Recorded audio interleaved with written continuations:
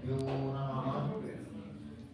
सृष्टिस्थित्यप्यदेहानिहति दृशितमो बन्धमोक्षाश्च यस्मात् अस्य श्रीब्रह्मरुद्रप्रभृतिसुरनरद्वीषशत्रुवात्मकस्य विष्णोर्व्यस्ताः समस्ताः सकलगुणनिधिः सर्वदोषो व्यपेतः पूर्णानन्दाभ्ययो यो गुरुरपि परमश्चिन्तयेतं महन्तम्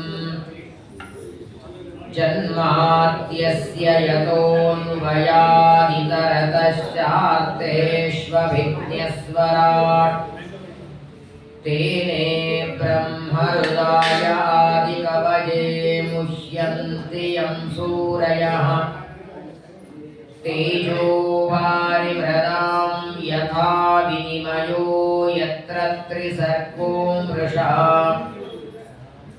धाम्ना स्वेन सदा निरस्तकुहकं सत्यं परं धीमहि निर्मत्योग्रभवार्णवे निजमनोभीष्टं दिशामि धियः सम्यक् ज्ञापयितुं करेण विलसन् मन्थानमग्नेन च रम्यं दामददन् महेशरजतग्रामश्रियोऽलङ्कृतिः करमन्धीश्वरभक्तिबन्धनवशः प्रीतोऽस्तु कृष्णप्रभुः वसुदेवसुतं देवं कंसचाणूरमर्दनं देवकी परमानन्दं कृष्णं वन्दे जगद्गुरुं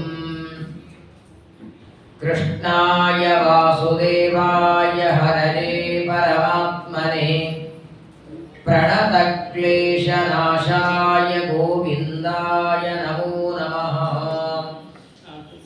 यो विप्रलम्ब विपरीतमतिप्रभूतान् वादान् निरस्य कृतवान् भुवि तत्त्ववादम् सर्वेश्वरो हरिरिति प्रतिपादयन्तम् आनन्दतीर्थमुनिवर्यमहं नमामि। नमोऽस्तु तात्विका देवाः विष्णुभक्तिपरायणाः धर्ममार्गे प्रेरयन्तु भवन्तः सर्वदेव हि यस्वानुभावमखिल श्रुतिसारमेकम् अध्यात्मदीपमतितितिर्षतां तमोन्धम् संसारिणां करुणयाः पुराणगुह्यं तं व्याससूनुमुपयामि गुरुं मुनीनाम् आपादमौलिपर्यन्तं गुरूणामाकृतिं स्मरेत् तेन विघ्नाः प्रणश्यन्ति सिद्ध्यन्ति च मनोरथाः। श्रीगुरुभ्यो नमः।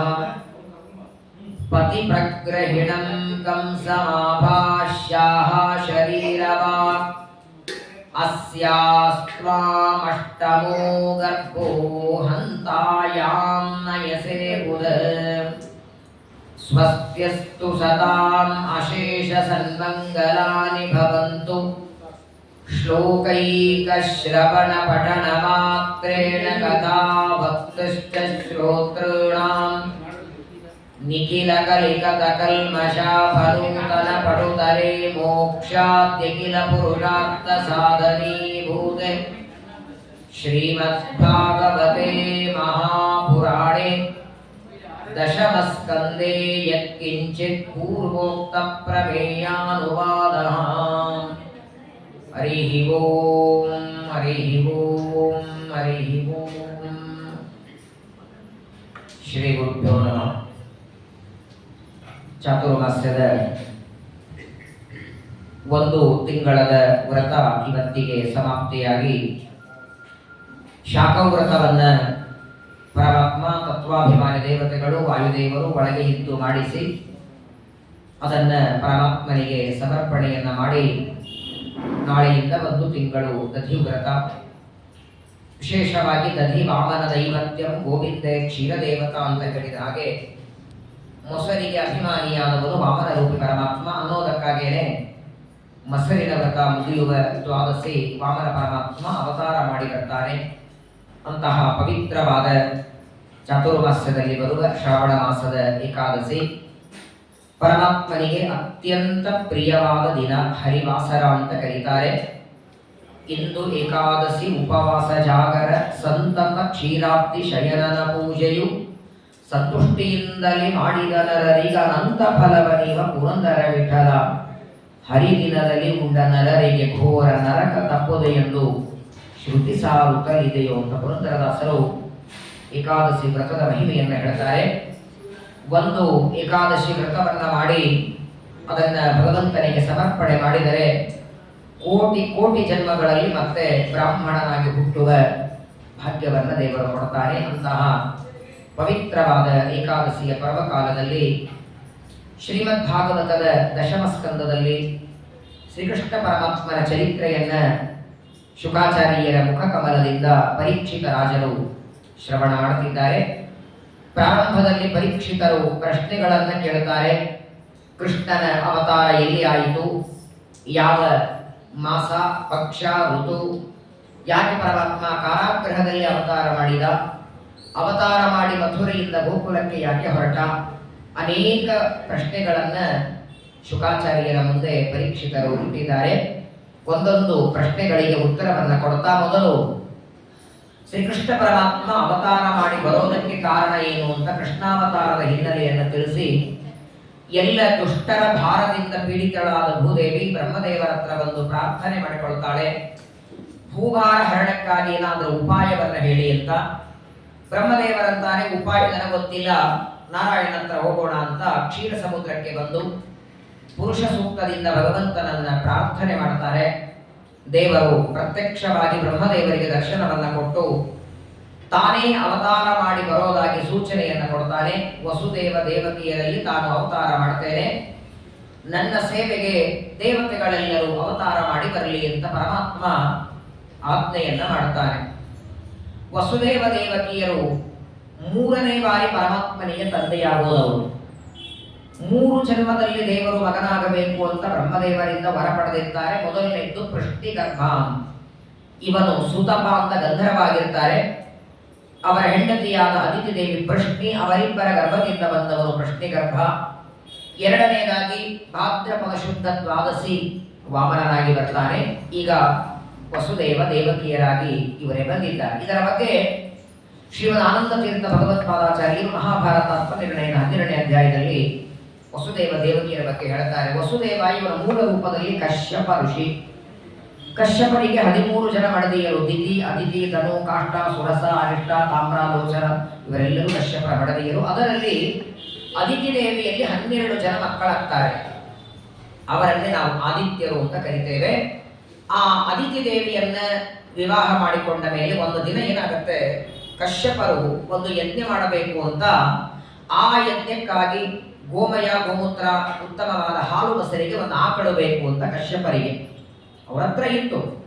ಇನ್ನೊಂದು ಪ್ರಶಸ್ತ ಹಾಲು ಕೊಡುವ ಆಕಳ ಬೇಕು ಅಂತ ಯಾರ ಹತ್ರ ಕೇಳೋಣ. ಆಗ ಹೆಂಡತಿ ಅದಿತಿ ದೇವಿ ಅಂತಾಳೆ, ಅವ್ರ ಹತ್ರ ಇವ್ರ ಹತ್ರ ಯಾಕೆ ಕೇಳ್ತೀರಿ, ನಿಮ್ಮ ಮಗನ ಹತ್ರನೇ ಇದೆಯಲ್ಲ. 1,000 ಕುದುರೆಗಳನ್ನ ಕೊಟ್ಟು ಋಷಿಗಳಿಗೆ ವರುಣದೇವರು ಕೊಡಲಿಲ್ಲ. ವರುಣ ಅಂದ್ರೆ ಅದಿತಿಯ ಮಗ. ಎಲ್ಲ ದೇವತೆಗಳು ಅದಿತಿಯ ಮಕ್ಕಳಾದದ್ದರಿಂದ ವರುಣನು ನಿಮ್ಮ ಮಗನೇ. ವರುಣ ಲೋಕದಲ್ಲಿ ಬೇಕಾದಷ್ಟು ಆಕಳ ಕರುಗಳಿವೆ, ಒಂದು ತಗೊಳ್ಬಹುದು ಅಂತ ಅದಿತಿ ದೇವಿ ಅಂದಾಗ ಕಶ್ಯಪರು ಮಗನನ್ನ ಕರೆದು ವರುಣದೇವರ ಹತ್ರ ಆಕಳ ಕೊಡು ಅಂತ ಹೇಳಿದ್ರೆ ಮುಗಿದೋಗಿರೋದು. ಆದರೆ ಆಕಳ ಕೊಡು ಯಜ್ಞ ಮುಗಿದ ಮೇಲೆ ಮತ್ತೆ ತಿರುಗಿ ಕೊಡ್ತೇನೆ ಅಂತ. ಮಗನ ಹತ್ರ ತಂದೆ ತಗೊಂಡಾಗ ಕೊಡೋ ಮಾತಿಲ್ಲ. ತಂದೆ ಮಕ್ಕಳಲ್ಲಿ ಒಂದು ತಗೊಂಡ್ರೇನೋ ಅವರ ಇಟ್ಕೊಂಡ್ರು ಇದು ತಪ್ಪಲ್ಲ. ಇವರು ತಿರುಗಿ ಕೊಡ್ತೇನೆ ಅಂತ ತಕ್ಷಣ ಆಗಲಿ ಅಂತ ವರುಣದೇವರ ಆಕಳನ್ನ ಕೊಡ್ತಾರೆ. ಕಶ್ಯಪರು ಯಜ್ಞವನ್ನಾಯಿತು, ಎಲ್ಲ ಹಾಲು ಮೊಸರು ಎಲ್ಲ ಮುಗೀತು. ಮುಗಿದ ಮೇಲೆ ತಿರುಗಿ ಆಕಳನ್ನ ಮತ್ತೆ ವರುಣದೇವರಿಗೆ ಕೊಡಬೇಕಾದಾಗ ಅದಿತಿ ದೇವಿ ಬೇಡ ಅಂತಾಳೆ. ಮಗನಿಂದ ತಗೊಂಡದ್ದು, ಬೇರೆ ಯಾರಾದ್ರೂ ಇದ್ರೆ ತಿರುಗಿ ಕೊಡಬೇಕು, ಮಗನಿಂದಲೇ ತಗೊಂಡದ್ದು ಯಾಕೆ ಕೊಡ್ತೀರಿ ಬೇಡ ಅಂತ ಅದಿತಿ ದೇವಿ ಬೇಡ ಅನ್ನೋದಕ್ಕೆ ಸರಿ ಅಂತ ಕಶ್ಯಪರು ಆಕಳನ್ನ ತಿರುಗಿಕೊಳ್ಳಲಿಲ್ಲ. ವರುಣದೇವರು ಬ್ರಹ್ಮದೇವರ ಹತ್ರ ಬಂದು ಹೇಳ್ತಾರೆ, ಸ್ವತಃ ತಂದೆನೇ ತಗೊಂಡ್ರು, ಕೊಡ್ತೇನೆ ಅಂತ ಹೇಳಿ ತಗೊಂಡು ಆಕಳನ್ನು ತಿರುಗಿ ಕೊಟ್ಟಿಲ್ಲ ಅಂದಾಕ್ಷಣ ಬ್ರಹ್ಮದೇವರು ಕಶ್ಯಪ ಮತ್ತು ಅದಿತಿಯರಿಗೆ ಶಾಪ ಕೊಡ್ತಾರೆ, ಕ್ಷತ್ರಿಯರಾಗಿ ಹುಟ್ಟಿ. ಹಾಗಾಗಿ ಅವರಿಬ್ಬರು ವಸುದೇವ ದೇವಕಿಯರಾಗಿ ಮತ್ತೆ ಭೂಮಿಗೆ ಬರುವ ಪ್ರಸಂಗ ಬಂತು. ಇಲ್ಲ ಅಂದಿದ್ರೆ ಅದಿತಿ ಕಶ್ಯಪರು ಮನುಷ್ಯರಾಗಿ ದೇವರು ಮಗನಾಗಬೇಕು ಅಂತ ಅಪೇಕ್ಷೆ ಇದ್ದದಕ್ಕೆ ಬಂದದ್ದು ಸರಿ. ಆದರೆ ವಸುದೇವ ದೇವಕಿಯರು ಕ್ಷತ್ರಿಯರು. ನೋಡಿ, ಪರಶುರಾಮ ಬ್ರಾಹ್ಮಣ, ವೇದವ್ಯಾಸರು ಬ್ರಾಹ್ಮಣ, ಕೃಷ್ಣ ಮಾತ್ರ ಕ್ಷತ್ರಿಯ. ಕ್ಷತ್ರಿಯನಾದದ್ದರಿಂದಲೇ ಇವನಿಗೆ ಅಗ್ರಪೂಜೆ ಮಾಡುವಂದಾಗ ಶಿಶುಪಾಲ ಗೊಂದಲ ಮಾಡಿದ. ಒಂದು ವೇಳೆ ಇದೇ ಅಗ್ರಪೂಜೆ ಕೃಷ್ಣ ಬ್ರಾಹ್ಮಣನಾಗಿದ್ದ ಅಂದ್ರೆ ಈ ಸಮಸ್ಯೆನೇ ಬರ್ತಿರಲಿಲ್ಲ. ಪೂಜೆ ಮಾಡಿಸಿಕೊಳ್ಳುವ ಅಧಿಕಾರ, ಮಾಡುವ ಅಧಿಕಾರ ಬ್ರಾಹ್ಮಣನಿಗಿರೋದು, ಕ್ಷತ್ರಿಯನಾದ ಕೃಷ್ಣನಿಗೆ ಯಾಕೆ ಅಂತ ಗೊಂದಲ ಆಗಬೇಕು. ಹಾಗಾಗಿ ಕೋ ಜೀವನ ಕೋ ಭವೇತ ಅಂತ ಬ್ರಹ್ಮದೇವರ ಶಾಪ ಶ್ರೀಮದಾಚಾರ್ಯ ತಾತ್ಪರ್ಯದಲ್ಲಿ ಹೇಳ್ತಾರೆ.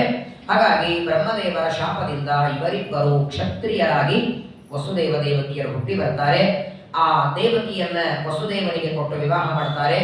ವಿವಾಹದ ಕಾಲದಲ್ಲಿ ಒಳ್ಳೆ ಅಲಂಕಾರ ಮಾಡಿದ ಬಂಗಾರದ ಮಾಲೆಗಳಿಂದ ಅಲಂಕಾರ ಮಾಡಿದಂತಹ 1800 ರಥಗಳನ್ನು ವರದಕ್ಷಿಣೆಯಾಗಿ ಕೊಟ್ಟಿದ್ದಾರೆ.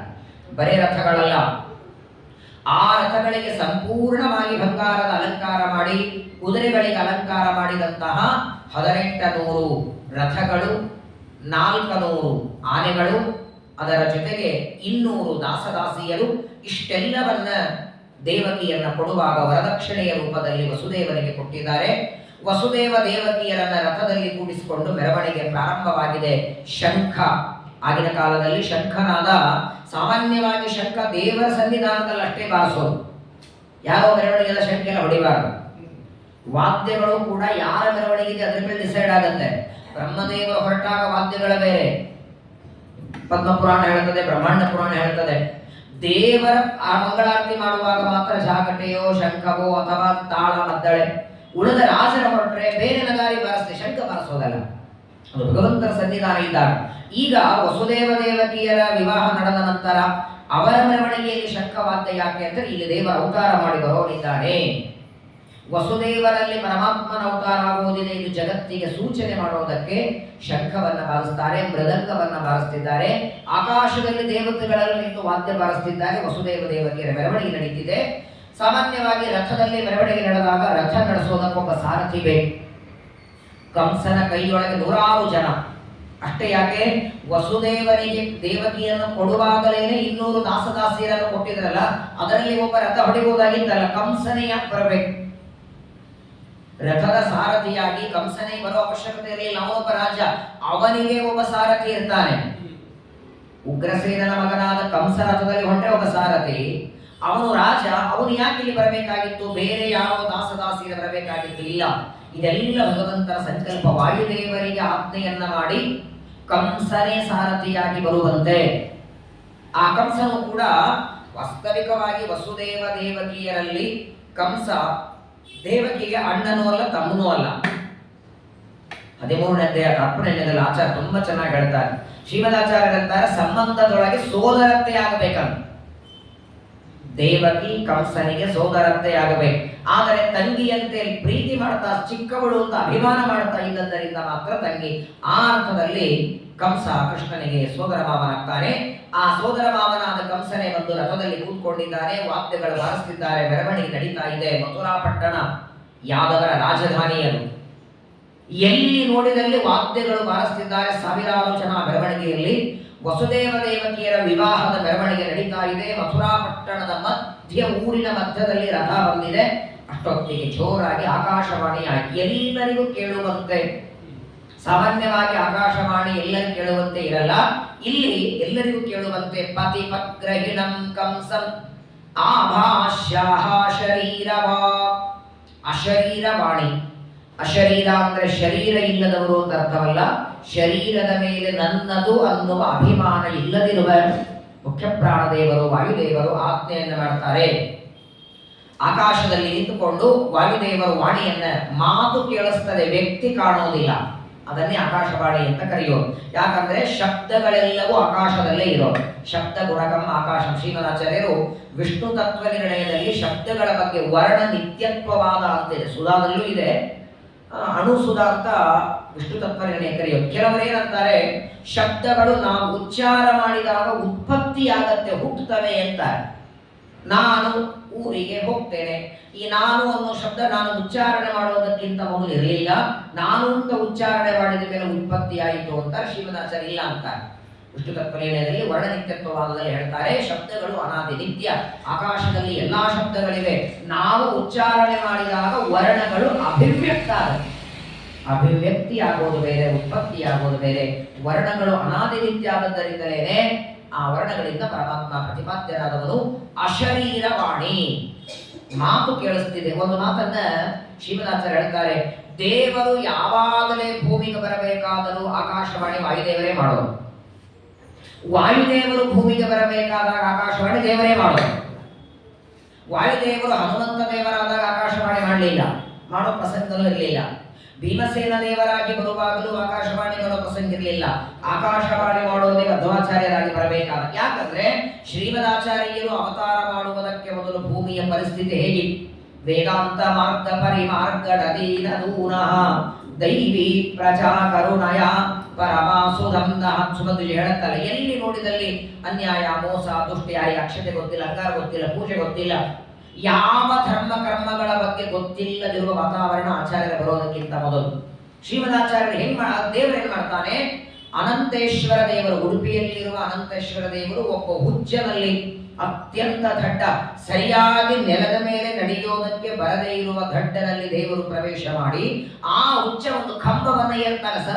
ಸರ ಏರಿದ, ಏನ್ ಅದಕ್ಕೆ ಪಾಟಿಗೆ ಇಲ್ಲ ಅಥವಾ ನಿಚ್ಚಳಿಕೆ ಇಲ್ಲ, ಎತ್ತರವಾದ ಸ್ತಂಭವನ್ನ ಏರಿ ಸ್ತಂಭದ ಮೇಲೆ ಒಂದು ಅಂಗೈಯಷ್ಟು ಜಾಗ ಇದೆ, ಅಲ್ಲಿ ಕುಳಿತಿದ್ದಾನೆ. ಇಡೀ ಉಡುಪಿಯಲ್ಲಿರೋಲ್ಲ ನೋಡುತ್ತಿದ್ದಾರೆ, ಆಕರ್ಷಣೆ ಆಗಬೇಕು. ಮೊದಲನೇದು ಹುಚ್ಚ, ಅವನಿಗೆ ಸರಿಯಾಗಿ ನಡಿಲಿಕ್ಕೆ ಬರೋದಿಲ್ಲ. ಅಂಥವನಲ್ಲೇ ಪ್ರವೇಶ ಮಾಡಿ ಮೇಲೆ ನಿಂತು ಪರಮಾತ್ಮ ಹೇಳ್ತಾನೆ, ನಿಮಗೆಲ್ಲ ತತ್ವಜ್ಞಾನ ಉಪದೇಶ ಮಾಡುವ ವ್ಯಕ್ತಿ ಶೀಘ್ರದಲ್ಲಿ ಇಲ್ಲೇ ಪಾಚಕದಲ್ಲಿ ಅವತಾರ ಮಾಡ್ತಾನೆ ಅಂತ ಪರಮಾತ್ಮ ಆಚಾರ್ಯರು ಅವತಾರ ಮಾಡಿ ಬರೋದನ್ನ ಅನಂತೇಶ್ವರ ದೇವರು ಸೂಚನೆ ಮಾಡಿ ಸುಮಧುಜಿ 2ನೇ ಸರ್ಗದಲ್ಲಿ ಹೇಳ್ತಾರಲ್ಲ, ಇಲ್ಲಿ ವಾಯುದೇವರು ಭಗವಂತನ ಆಜ್ಞೆಯಂತೆ. ಇದಕ್ಕೆ ಶ್ರೀಮದಾಚಾರ್ಯ ಕಾರಣ ಕೊಡ್ತಾರೆ, ಯಾಕೆ ಮಾಡಬೇಕು? ಆಕಾಶವಾಣಿ ಮಾಡಿರಲಿಲ್ಲ ಅಂದ್ರೆ ವಸುದೇವ ದೇವಕಿಯರಿಗೆ ಬಂಧನದಲ್ಲಿ ಕಂಸ ಇರ್ತಿರಲಿಲ್ಲ, ಅವರಿಗೆ ತೊಂದರೆಗಳನ್ನ ಕೊಡ್ತಿರಲಿಲ್ಲ.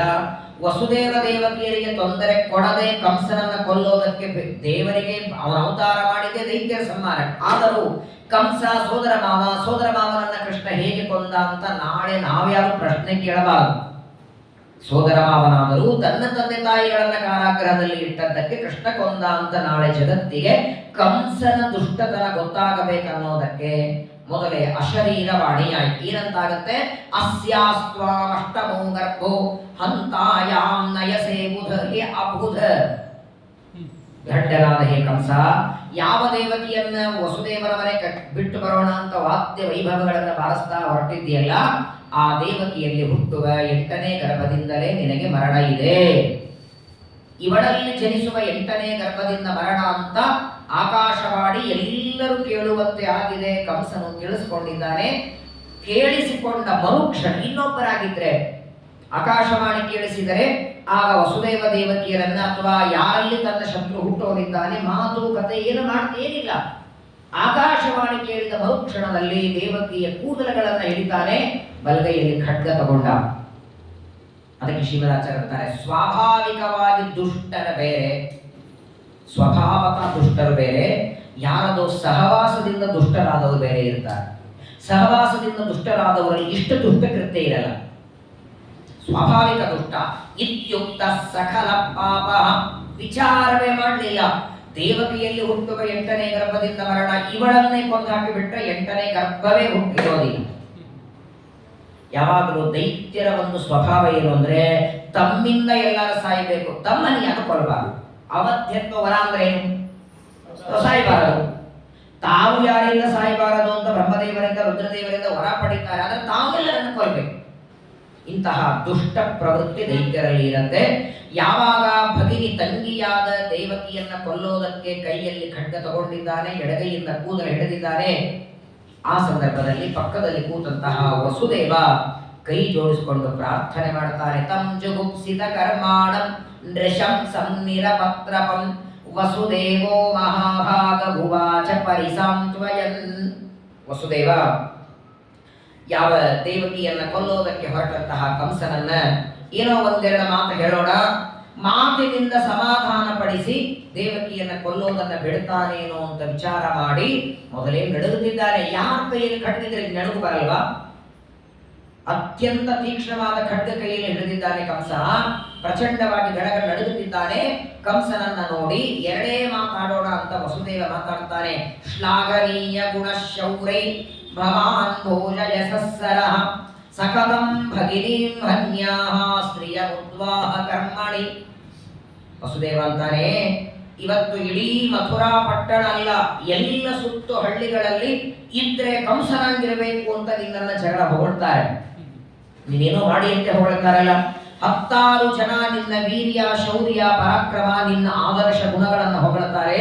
ಇಂತಹ ಆದರ್ಶ ವ್ಯಕ್ತಿಯಾಗಿ ಮದುವೆಯಲ್ಲಿ ಒಂದು ಹೆಣ್ಣನ್ನು ಕೊಲ್ಲೋದಕ್ಕೆ ಹೊರಟಿದೆಯಲ್ಲ, ಇದು ನಿನಗೆ ಶೋಭೆ ಕೊಡತ್ತಾ ಅಂತ ಕೇಳ್ತಾನೆ ವಸುದೇವ. ಇವತ್ತಿನವರೆಗೆ ನೋಡಿ, ಪ್ರಪಂಚದಲ್ಲಿ ಹಣ ಸಂಪಾದನೆ ಮಾಡಬಹುದು, ಮನೆ ಕಟ್ಟಬಹುದು, ಬೆಳ್ಳಿ ಬಂಗಾರ ತಗೊಳ್ಬಹುದು, 4 ಜನರ ಪ್ರೀತಿ ಸಂಪಾದನೆ ಮಾಡೋದು ತುಂಬಾ ಕಷ್ಟ. ಒಂದು ಬಾರಿ ಅವರ ದೃಷ್ಟಿಯೊಳಗೆ ಕೆಟ್ಟ ಮಾತಾದರೆ ಅದೇ ಜನ ನಿನ್ನನ್ನು ಮುಂದೆ ನಿಂದೆ ಮಾಡೋದಕ್ಕೂ ತಡ ಮಾಡಲ್ಲ. ಇವತ್ತು ಯಾರು ನಿನ್ನನ್ನ ಕಂಸ ನಮ್ಮ ರಾಜ ಅಂತ ಹೇಳ್ತಾರೆ, ನೀನು ದೇವಕಿಯನ್ನ ಸಂಹಾರ ಮಾಡಿದ್ರೆ ಏನಂತಾರೆ ಜನ ಇಲ್ಲ, ಸ್ವಂತ ತಂಗಿಯನ್ನ ಕೊಂದವ ಮಹಾ ದುಷ್ಟ ನೀಚ ಅಂತ ನಿನ್ನನ್ನ ಕರೀತಾರೆ. ದಯಮಾಡಿ ತಂಗಿಯನ್ನ ಕೊಲ್ಲುವ ಪ್ರಯತ್ನ ಮಾಡಬೇಡ. ಮೊದಲನೇದು ವಸುದೇವ ಅಂತಾನೆ, ಇಲ್ಲಿವರೆಗೆ ಚೆನ್ನಾಗಿ ಇದೆಯಲ್ಲ, ಇನ್ನೂ ಉತ್ಸಾಹದಲ್ಲಿ ಇನ್ನೊಂದೆರಡು ವಾದ್ಯ ಬಾರಿಸ್ತೀರಿ ಅಂತ ಹೇಳ್ತಿದ್ದೆ, ನನ್ನ ತಂಗಿಯನ್ನ ಗಂಡನ ಮನೆಗೆ ಬಿಟ್ಟು ಬರ್ತಿದ್ದೇನೆ ಅನ್ನೋ ಉತ್ಸಾಹದಲ್ಲಿ ವಾದ್ಯಗಳನ್ನ ಬಾರಿಸ್ತಾ ಆನಂದದಿಂದ ಕಳಿಸಿಕೊಡ್ತಿದ್ದೆ.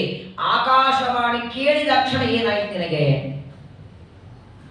ಇವಳಲ್ಲಿ ಹುಟ್ಟುವ 8ನೇ ಗರ್ಭದಿಂದ ಮರಣ ಅಂತ ಆಕಾಶವಾಣಿ ಕೇಳಿದ ಕ್ಷಣ ಕೊಲ್ಲೋದಕ್ಕೆ ಹೊರಟಿದ್ಯಲ್ಲ, ಅಕಸ್ಮಾತ್ತಾಗಿ ಇವಳಲ್ಲಿ ಹುಟ್ಟುವ ಮಗನಿಂದ ಮರಣ ಇಲ್ಲದೆ ಇದ್ರು ನೀ ಚಿರಂಜೀವಿರ್ತೀಯ?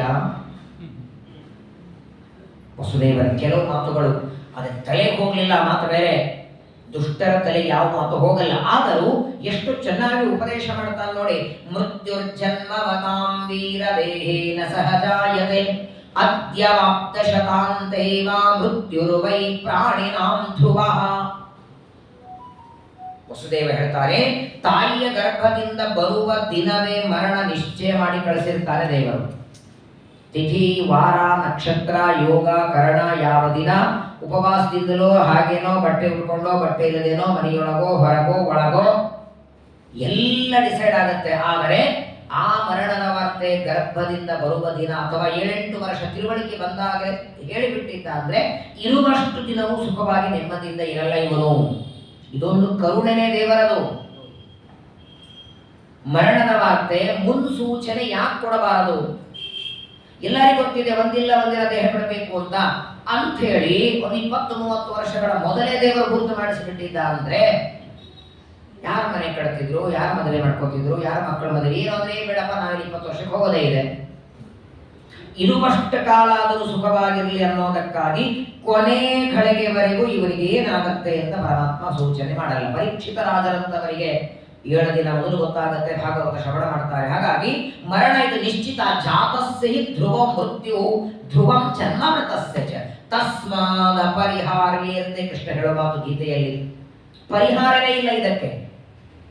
ಅಂದ ಮೇಲೆ ಪಂಚಭೂತಗಳಿಂದ ನಿರ್ಮಾಣವಾದ ಶರೀರ ಅದ್ಯವಾಬ್ದ ಶತಾಂತೇವ, ಇವತ್ತಾದರೂ ಸರಿ, ಇನ್ನು 100 ವರ್ಷ ಆದ ಮೇಲಾದರೂ ಸರಿ, ಯಾವತ್ತಾದರೂ ಒಂದು ದಿನ ಮರಣ ಬರೋದು ನಿಶ್ಚಿತ. ಅಂದ ಮೇಲೆ ಇವಳಲ್ಲಿ ಹುಟ್ಟುವ 8ನೇ ಗರ್ಭದಿಂದ ಮರಣ ಅಂತ ವಾರ್ತೆ ಕೇಳಿ ಯಾಕೆ ದುಃಖ ಮಾಡ್ಕೊಳ್ತಿದ್ದಿ? ಅಷ್ಟಕ್ಕೂ ಮರಣ ಬರೋದು ದೇಹಕ್ಕೋ ಜೀವನಿಗೋ? ಇದೇ ಪ್ರಶ್ನೆ ಕೃಷ್ಣನು ಕೇಳದ ಅರ್ಜುನನಿಗೆ. ಯಾಕೆ ಯುದ್ಧ ಮಾಡ್ತಿಲ್ಲ?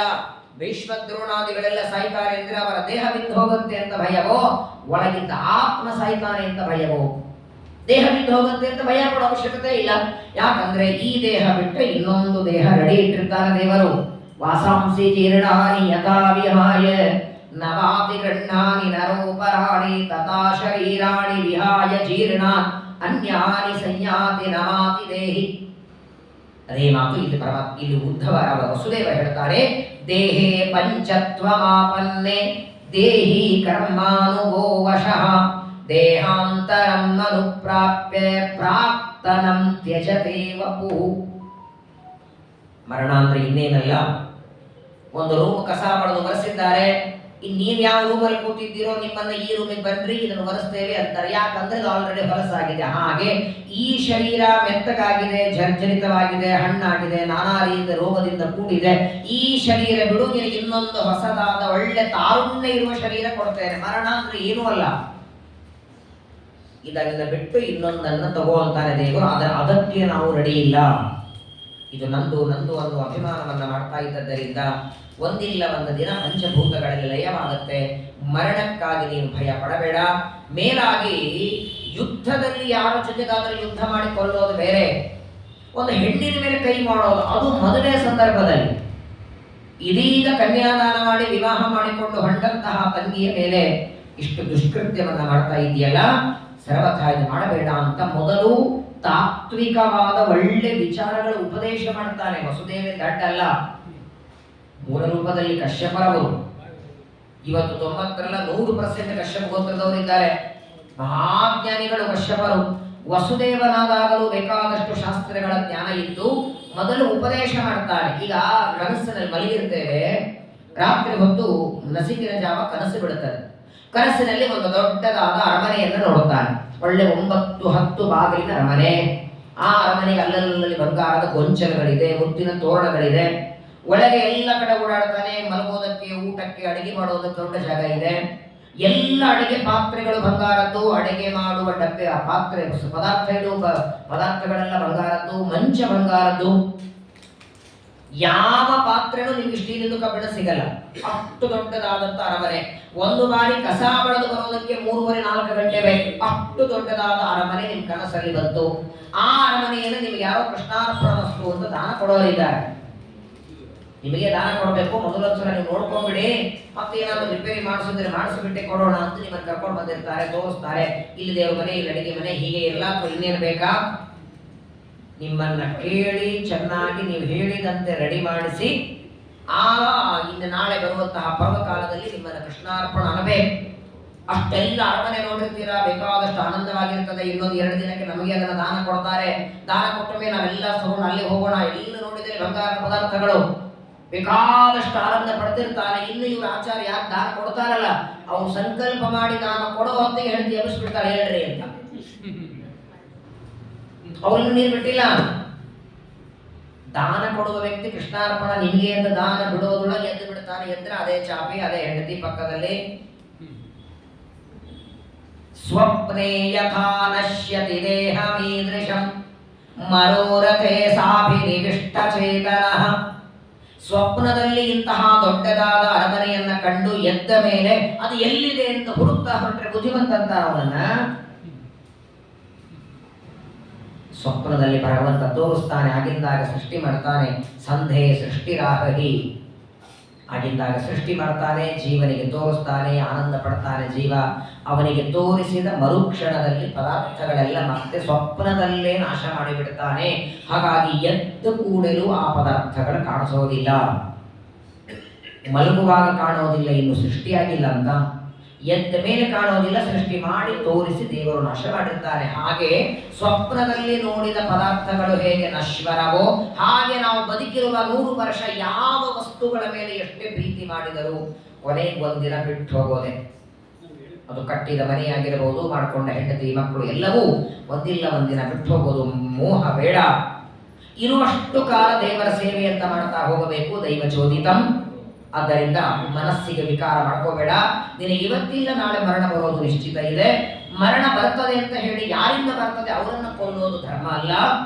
ಈಗ ದೇವಕಿಯನ್ನ ಕೊಲ್ಲೋದು ತಪ್ಪು ಅಂತ ಅನೇಕ ಉಪದೇಶದ ಮಾತುಗಳನ್ನ ತುಂಬಾ ಚೆನ್ನಾಗಿ ಹೇಳ್ತಾನೆ. ವಸುದೇವರ ಉಪದೇಶ ನೋಡ್ಬೇಕು. ಅನೇಕ ದೃಷ್ಟಾಂತ ಕೊಡ್ತಾನೆ. ಪ್ರಪಂಚದಲ್ಲಿ ಒಂದು ಬಾರಿ ಒಂದು ದಿನ ಏನೋ ಒಂದು ಕೆಟ್ಟದ್ದಾಗಿದೆ ಅಂತ ಹೇಳಿ ಒಂದು ಕೆಲಸನೇ ಮಾಡೋದು ಬಿಡ್ತಾರ? ಮನುಷ್ಯನಿಗೆ ಒಂದಿಲ್ಲ ಒಂದಿನ ಮರಣ ಬರುತ್ತೆ, ಎಲ್ಲರಿಗೂ ಗೊತ್ತಿದೆ. ಆದರೂ ಯಾವ ಕೆಲಸ ಯಾರು ಮಾಡದೇ ಇದ್ದಾರೆ ಹೇಳಿ? ನಹಿ ಕಶ್ಚಿತ್ ಕ್ಷಣಮಪಿ ಜಾಗುತಿಷ್ಠತ್ಯಕರ್ಮ ಕೃತ. ಇವತ್ತಿಲ್ಲ ನಾಳೆ ದೇಹ ಬಿಡ್ತೇವೆ ಅಂತ ಎಲ್ಲರಿಗೂ ಗೊತ್ತಿದೆ. ಮನೆ ಕಟ್ಟಲ್ವಾ, ವಧು ಶಾಂತಿ ಮನೆಗೆ ಹೋಗೋದೇ ಇದೆ, ಕಟ್ಟೇನ್ ಮಾಡೋದು ಅಂತಾರ? ಇರುವಷ್ಟು ದಿನ ಇರೋಣ ಅಂತಾರೆ. ಕೆಲವರಂತೂ 60 ಆದ್ಮೇಲೆ ಕಟ್ತೀರ, ಆದ್ಮೇಲೆ ಇರಲ್ಲ ಅಂತ ಗೊತ್ತಿದ್ರು ಕಟ್ಟಿರ್ತಾರೆ. ಹಾಗಾಗಿ ವ್ಯರ್ಥವಾಗಿ ನೀನು ಉದ್ವೇಗಕ್ಕೆ ಒಳಗಾಗಿ ದೇವಕಿಯನ್ನ ಕೊಲ್ತಾ ಇದೆ ಬೇಡ ಅಂತ ತುಂಬಾ ಚೆನ್ನಾಗಿ ಉಪದೇಶ ಮಾಡ್ತಾನೆ. ಆದರೆ ನೋಡಿ, ಇದೆಲ್ಲ ಉಪದೇಶದ ಮಾತು ತಲೆಯೊಳ ಯಾವಾಗ ಹೋಗುತ್ತೆ ಗೊತ್ತಾ? ಒಳಗೊಂದು ಎಳ್ಳಷ್ಟಾದ್ರೂ ಸಾತ್ವಿಕ ಅಂಶ ಇರಬೇಕು. ಯಾರೇ ಹೇಳಿದ ಉಪದೇಶದ ಮಾತು, ಯಾರೇ ಹೇಳಿದ ಒಳ್ಳೆ ಮಾತುಗಳು ಯಾರ ಮನಸ್ಸಿಗಾದರೂ ನಾಟಬೇಕಾದ್ರೆ ಒಳಗಡೆ ಒಂದು ಕಿಂಚಿತ್ತು ಸತ್ವಾಂಶ ಇದ್ರೆ ಕೇಳಬೇಕು ಅಂತಾದ್ರೆ ಅನಿಸ್ತದೆ, ಕೇಳಿದ್ದು ಉಳಿತದೆ. ಇವನು ತಮೋಗುಣದ ಪರಿಪೂರ್ಣ ಮೂರ್ತಿ, ಇವ ಕಾಲನೇಮಿ, ಮಹಾದುಷ್ಟ ಕಾಲನೇಮಿ ದೈತ್ಯ ಕಂಸ. ಅವನ ಅಷ್ಟೊತ್ತು ವಸುದೇವ ಹೇಳುತ್ತಿದ್ರೆ ಯಾವುದೂ ತಲೆಗೆ ಹಾಕೊಳ್ಳಿಲ್ಲ. ಆದ್ರೆ ಪಾಪ ಹೇಳುವಷ್ಟು ಹೇಳಿದ. ಇವನೇನು ಖಡ್ಗ ತೆಗಿಲಿಲ್ಲ, ದೇವಕಿಯ ಕುತ್ತಿಗೆ ಮೇಲೆ ಖಡ್ಗ ಹಾಗೆ ಇಟ್ಟಿದ್ದಾನೆ. ಇಷ್ಟು ಉಪದೇಶ ಮಾಡಿದ ಮೇಲಾದರೂ ಖಡ್ಗ ತೆಗಿತಾನೇನೋ ಅಂತ ಪಾಪ ವಸುದೇವ ನೋಡಿದ. ಕೊನೆಗೆ ಎಲ್ಲ ಹೇಳ್ತಾನೆ, ನಾವೆಲ್ಲ ಸ್ವತಂತ್ರರು, ದೇವರೇ ಸ್ವತಂತ್ರ, ಅವನ ಅಧೀನ ಇದೆ, ಜನ್ಮ ಮರಣಗಳು ದೇವರ ಅಧೀನ, ಅದನ್ನು ಜೀವನಿ ಕೊಟ್ಟಿಲ್ಲ, ನಾವೇ ಡಿಸೈಡ್ ಮಾಡಿ ಸಾಯೋ ಹಂಗೂ ಇಲ್ಲ, ಅಥವಾ ಯಾವ ತಂದೆ ತಾಯಿಗಳ ಬೇಕು ಅಂತ ನಾವೇ ಡಿಸೈಡ್ ಮಾಡಿ ಹುಟ್ಟೋ ಹಂಗೂ ಇಲ್ಲ. ಜನ್ಮ ಮರಣ ಎರಡೂ ದೇವರ ಅಧೀನ, ನಾವೆಲ್ಲರೂ ಅವನ ಕೈಯಲ್ಲಿ ಆಡುವ ಗೊಂಬೆಗಳು. ಗೊಂಬೆ ಆಟವನ್ನು ಆಡಿಸಿದೆ ಮಹಾಭಾರತದಲ್ಲಿ.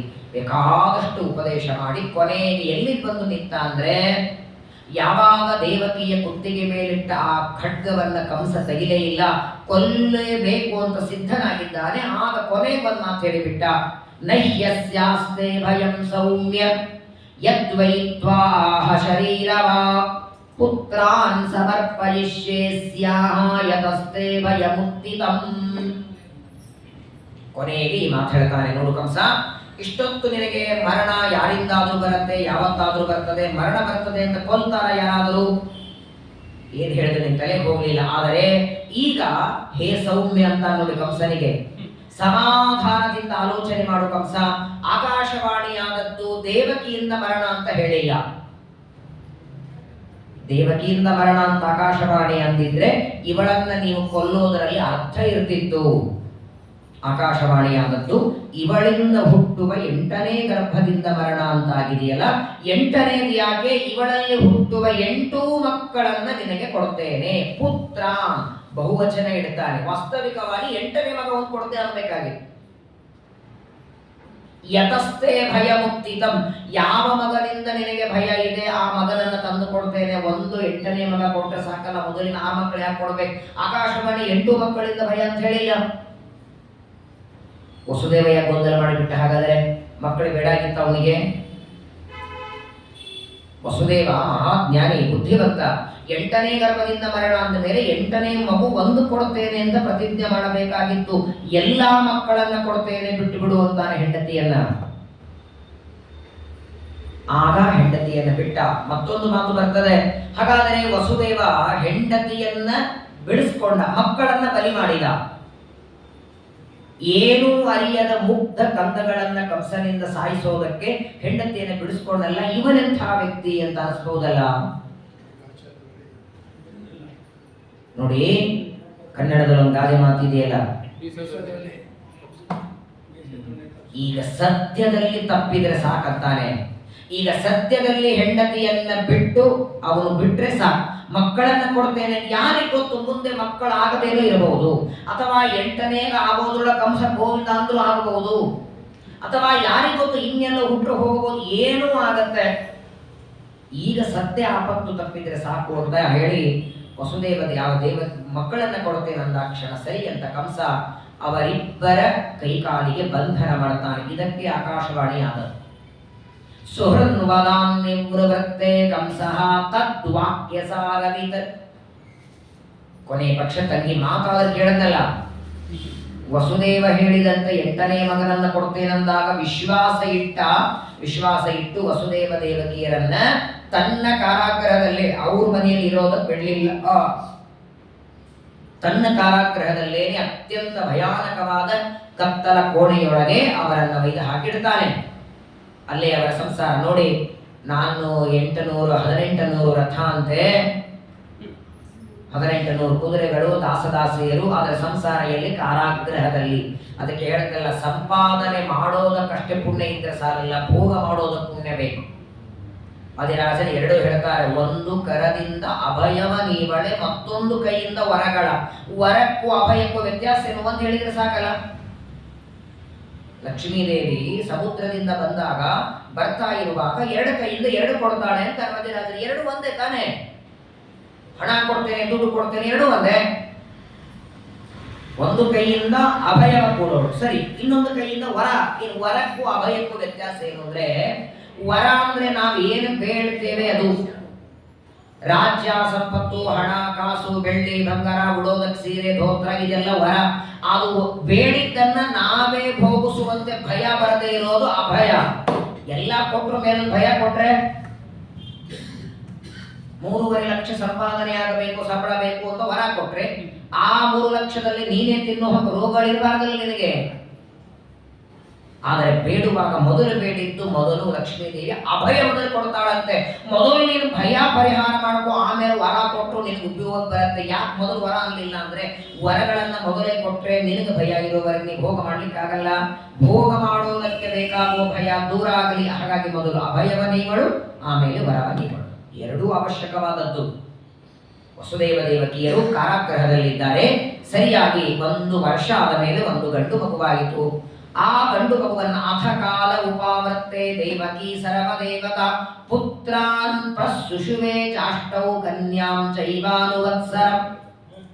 ಕೀರ್ತಿಮಾನ್ ಅಂತ ಮೊದಲನೇ ಮಗನಿಗೆ ಹೆಸರು, ಕೀರ್ತಿಮಂತ.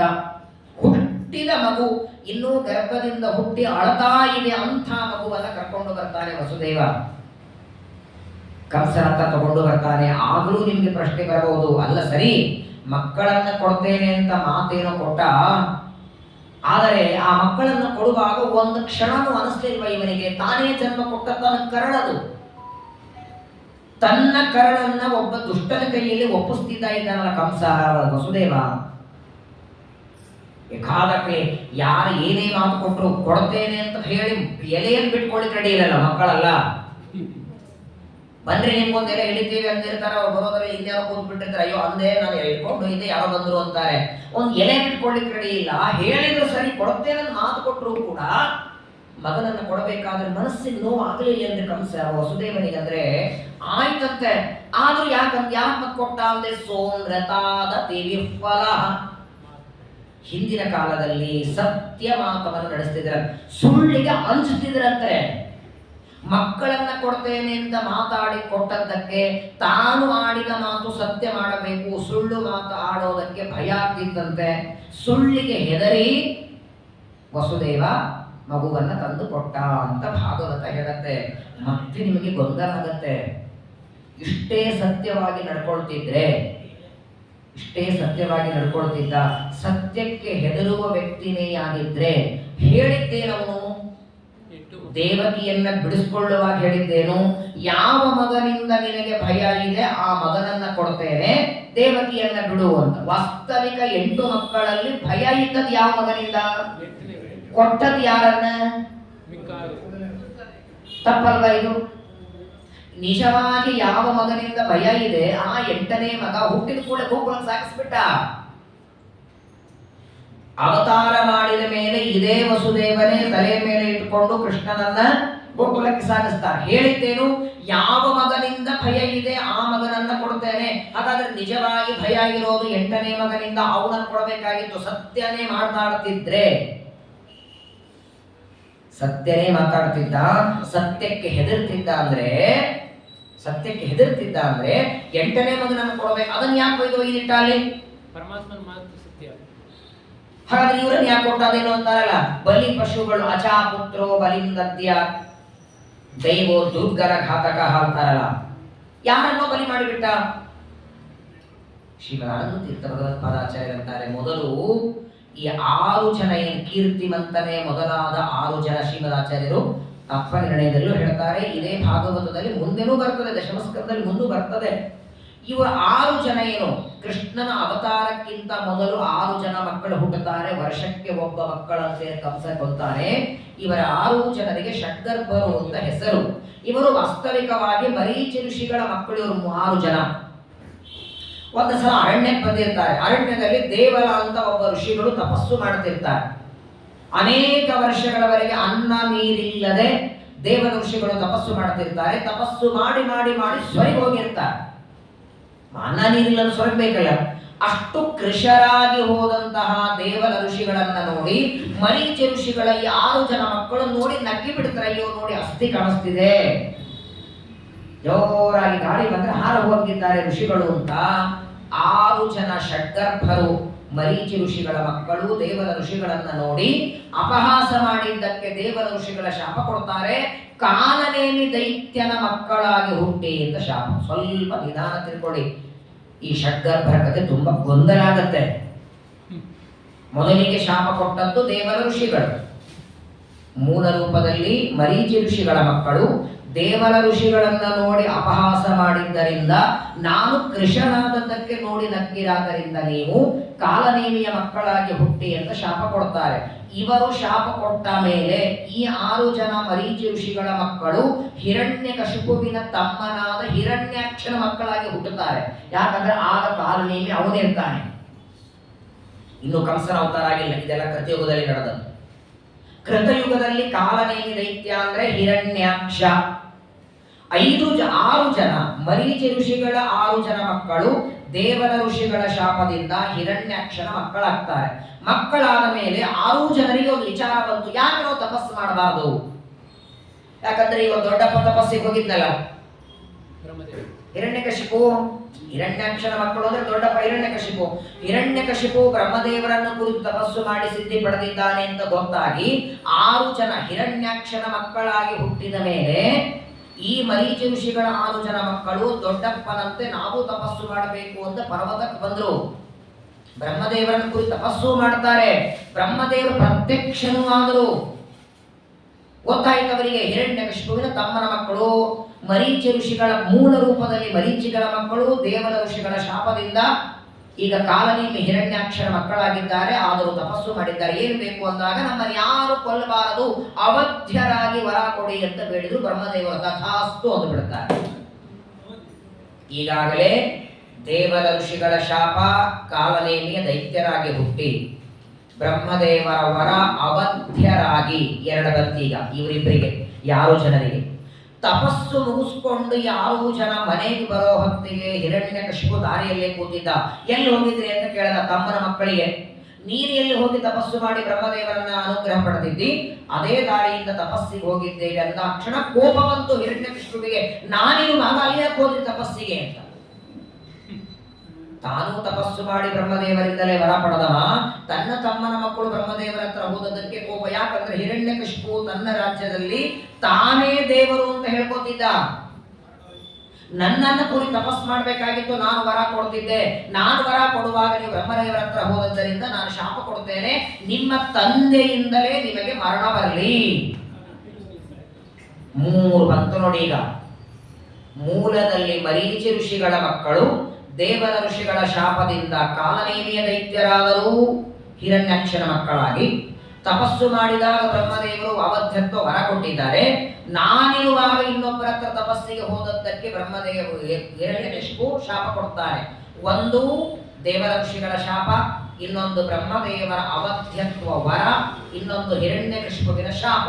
ಇದು 3 ಕೂಡಿಸಬೇಕಾಗಿದೆ ನಾರದರಿಗೆ. ಶಿವನಾನಂದ ತೀರ್ಥ ಭಗವತ್ಪಾದರು ತುಂಬಾ ಚೆನ್ನಾಗಿ ನಿರ್ಣಯ ಕೊಡ್ತಾರೆ. ಹಾಗಾಗಿ ಮೊದಲನೇ ಮಗು ಹುಟ್ಟಿದಾಕ್ಷಣ ವಸುದೇವ ತಂದು ಕೊಡ್ತಾನೆ. ಇದು ಮೊದಲನೇ ಮಗು, 8 ಮಗು ಕೊಡ್ತೇನೆ ಅಂದಿದೆ, ತಗೋ ಅಂದಾಕ್ಷಣ ನೋಡ್ತಾರೆ. ವಸುದೇವ ತಂದಂತಹ ಮಗುವನ್ನ ನೋಡಿ ಅರ್ಪಯಾಮಾಸ ಕೃತ್ಸ್ರೇಣ ಸೌಮ್ರತಾದತಿ ವಿಫಲ ಕಣ್ಣಲ್ಲಿ ನೀರು ಬರ್ತಿದೆ, ನಡುಗುತ್ತಿದ್ದಾನೆ. ಆದರೂ ಕೊಟ್ಟ ಮಗನನ್ನ, ಆ ಮೊದಲನೇ ಮಗನನ್ನ ನೋಡಿ ಕಂಸನಿಗೆ ಒಳಗೆ ವಿಚಾರ ಬಂತು. ವಸುದೇವನ ಪ್ರಾಮಾಣಿಕತೆ ಗೊತ್ತಾಗಿ ಮೊದಲನೇ ಮಗು ಕೊಟ್ಟಿದ್ದಾನಂದ್ರೆ 8ನೇದ್ದು ಇವನು ಕೊಡ್ತಾನೆ ಅನ್ನೋ ಭರವಸೆ ಬಂತು. ಕಂಸನಿಗೆ ವಿಶ್ವಾಸ ಬಂತು. ಆಗ ಕಂಸ ಹೇಳ್ತಾನೆ, ಇದು ಮೊದಲನೇ ಮಗು ತಗೊಂಡು ಪ್ರತಿಯಾತು ಕುಮಾರು ತಗೊಂಡೋಗಲ್ಲ. ಮೊದಲನೇ ಮಗನಿಂದ ನನಗೆ ಭಯ ಇಲ್ಲ ಅಂದ ಮೇಲೆ ವ್ಯರ್ಥವಾಗಿ ನಾನು ಯಾಕೆ ಕೊಲ್ಲಿ, ಇದನ್ನ ತಗೊಂಡೋಗು. ಇದೇ ರೀತಿ ಈ ಹೇಗೆ ಪ್ರಾಮಾಣಿಕವಾಗಿ ಮೊದಲನೇ ಮಗುವನ್ನು ತಂದಿದ್ದೆಲ್ಲ ಹಾಗೆ 8ನೇ ಮಗುವನ್ನು ಪ್ರಾಮಾಣಿಕವಾಗಿ ತಂದು ಕೊಡುವಂತ ಕ್ಷಣ ಇವನು ಹೋಗಬೇಕಾಗಿತ್ತು. ಹೋಗೋದಕ್ಕೆ ಮನಸ್ಸು ಬರಲಿಲ್ಲ ವಸುದೇವನಿಗೆ. ಕಿಂ ದುಸ್ಸಹಂನ ಸಾಧೂನಾಂ ವಿದುಷಾಂ ಕಿಮುಪೇಕ್ಷಿತಾಂ. ಮೂಲ ರೂಪದಲ್ಲಿ ಕಶ್ಯಪ ಇವನು ಕೊಲ್ಲೇಬೇಕು. ವಸುದೇವನಿಗೆ ಗೊತ್ತಿದೆ ಈಗ ತನ್ನಲ್ಲಿ ಹುಟ್ಟುವ 6 ಜನ ಮಕ್ಕಳು ಮೂಲ ರೂಪದಲ್ಲಿ ಷಡ್ಗರ್ಭರು, ಮರೀಚಿಯ ಮಕ್ಕಳು, ದೇವರ ಋಷಿಗಳ ಶಾಪ ಎಲ್ಲ ಗೊಂದಲ ಗೊತ್ತಿದ್ದರಿಂದ ಕೊಲ್ಲಬೇಕು. ಕಂಸ ಬೇಡ ಅಂತಿದ್ದಾನೆ. ಬೇಡ, ಇವನ ಕರ್ಕೊಂಡು ಹೋಗು ಅಂದ್ರೆ 2 ಹೆಜ್ಜೆ ಹಾಕಿದ. ಇನ್ನು ಹೋಗಿರಲಿಲ್ಲ ಮನೆಗೆ, ಗೊತ್ತಿದ್ದವನಿಗೆ ಮತ್ತೆ ಕರೀತಾನೆ ಅಂತ ಅಲ್ಲೇ ನಿಂತ್ಕೊಂಡಿದ್ದ. ಅಷ್ಟೊತ್ತಿಗೆ ದೇವ ಕಾರ್ಯಾರ್ಥ ಮುದ್ಯತ, ಭಗವಂತನ ಸಂಕಲ್ಪದಂತೆ ದೇವರ ಇಚ್ಛೆಯಂತೆ ನಾರದ ಋಷಿಗಳು ಪ್ರಕಟರಾಗಿ ಬಂದಿದ್ದಾರೆ. ಅನೇಕ ಜನ ನಾರದರನ್ನ ಚಾಡಿ ಚುಚ್ಚೋರು ಅಂತಾರೆ, ಇಲ್ಲಿಂದಲೇ ಹೇಳೋರು ಅಂತಾರೆ, ನೂರಾರು ಬೈತಾರೆ. ಯಾರು ಬೈತಾರೆ ನೋಡಿ ಅವರೇ ನಾರದರಾಗಿ ಪುರಂದರದಾಸರಿಗೆ ಹಾಡಾಡ್ತಾರೆ. ಮತ್ತೆ ವಾಸ್ತವಿಕ ನಾರದರ ಕಥೆ ನೀವೆಲ್ಲೇ ಕೇಳಿ, ಪ್ರತ್ಯೇಕ ನಾರದ ಪುರಾಣ ಅಂತ ಇದೆ. ಎಲ್ಲೆಲ್ಲಿ ನಾರದರು ಬಂದು ಇದು ಒಂದೇ ಕಡೆಗಲ್ಲ, ಚಾಡಿ ಚುಚ್ಚೋದು ಹೇಳೋದಲ್ಲ. ಏನ್ ಕೆಲಸ ನಾರದರು ಮಾಡಬೇಕು ಅದು ದೇವರ ಆಜ್ಞೆಯವರಿಗೆ, ಮಹಾ ಪುಣ್ಯ ಬರುತ್ತವರಿಗೆ. ಇವತ್ತು ಎಲ್ಲರ ಮನೆಗಳಲ್ಲಿ ಸತ್ಯನಾರಾಯಣ ಪೂಜೆ ಮಾಡುತ್ತಿರಲ್ಲ, ಅದು ಭೂಮಿಗೆ ಬಂದದ್ದೇ ನಾರದರಿಂದ.